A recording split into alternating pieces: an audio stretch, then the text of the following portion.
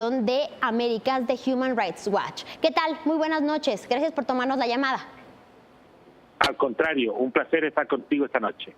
Cuéntenos, por favor, desde que se reveló el caso de espionaje en contra de periodistas y defensores de derechos humanos a través del sistema Pegasus, ustedes han pedido reiteradamente al gobierno que investigue el caso y esto todavía no ha sucedido.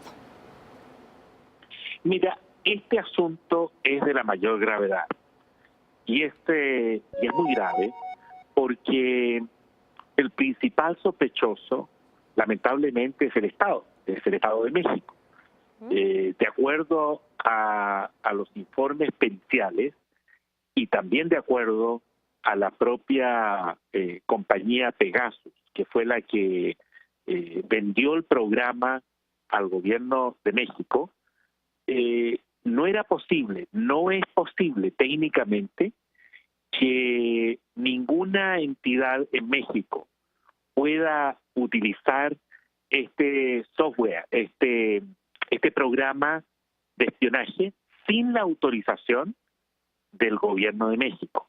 Por lo tanto, el principal sospechoso, lamentablemente, es el gobierno de México.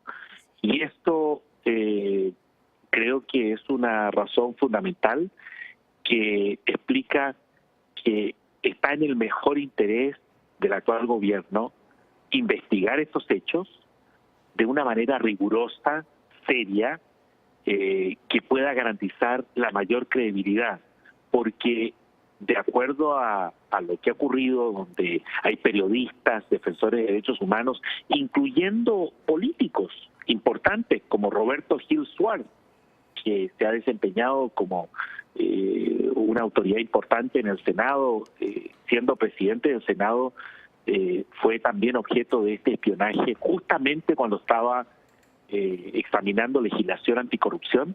Todo esto lamentablemente coloca en entredicho, en el banquillo de los acusados, al gobierno federal.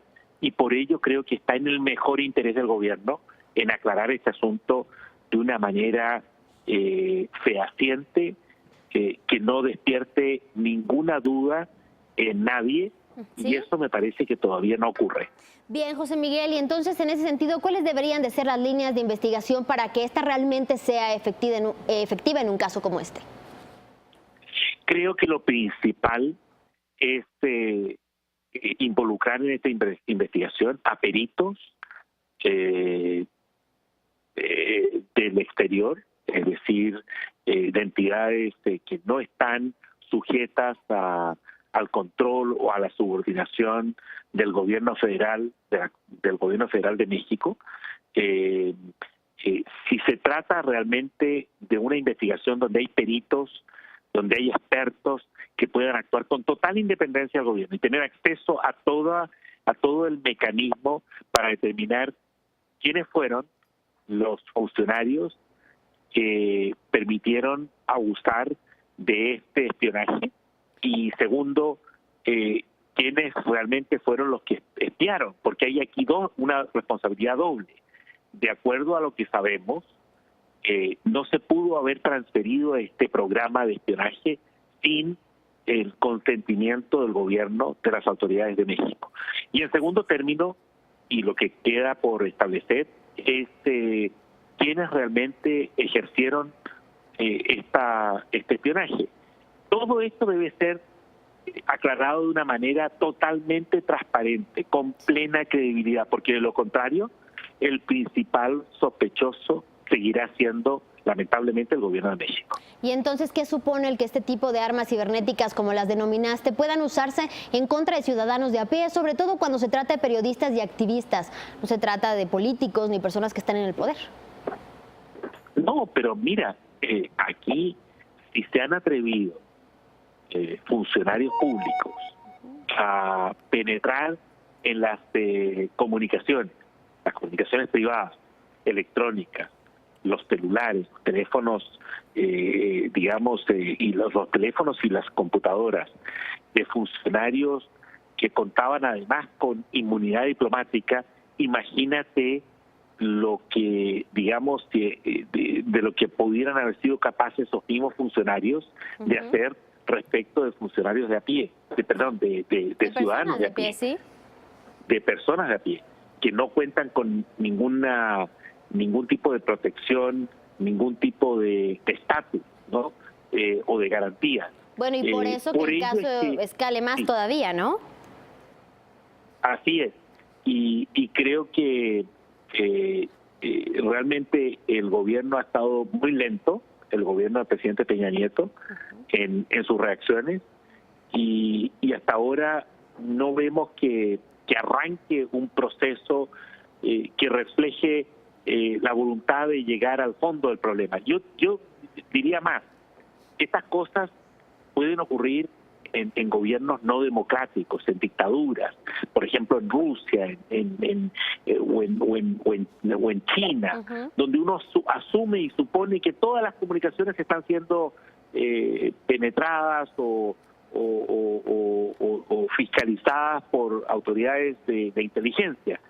Que estas cosas ocurran en el siglo XXI en México deberían generar una reacción de indignación, no solo de la ciudadanía, del propio gobierno. Que el gobierno realmente nada tiene que ver en esto.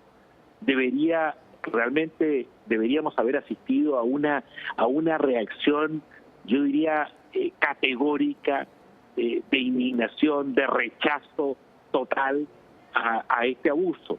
Así es. Acompañada de esa reacción con el compromiso de investigar estos hechos de una manera rigurosa y muy seria, algo que lamentablemente hasta ahora no existe.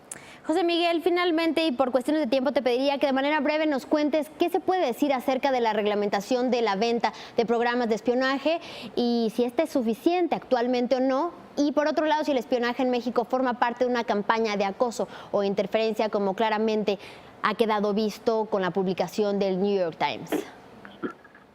Mira, yo creo que esta materia debe ser objeto de una regulación adicional. Primero, hay que investigar estos hechos. Estas denuncias son muy serias. Y segundo, hay que establecer mecanismos que permitan el control de autoridades judiciales e incluso legislativas o autoridades autónomas independientes que den garantías para que situaciones de esta naturaleza no se vuelvan a producir en México o en cualquier otro país donde pudieran existir este tipo de espionaje.